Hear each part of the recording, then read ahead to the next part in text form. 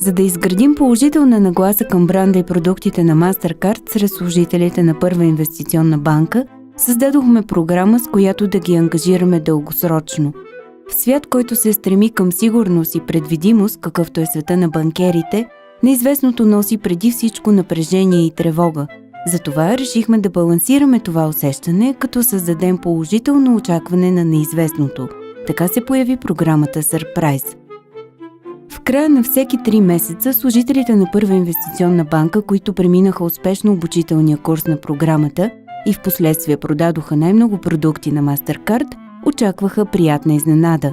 Те знаеха, че ще получат вълнуваща награда, но до последния момент не знаеха каква точно ще е тя.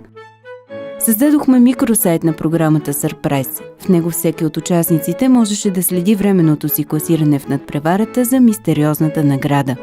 За да поддържаме любопитството към нея, всяка седмица в микросайта публикувахме по един жокер.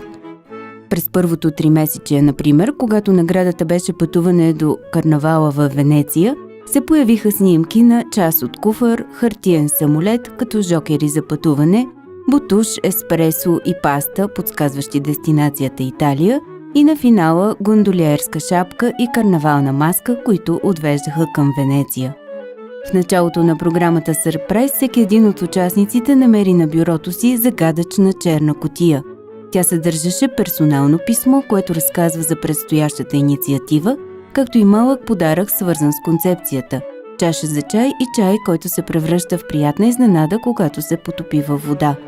Всеки месец в офисите с най-високи резултати също пристигаше загадъчна черна кутия.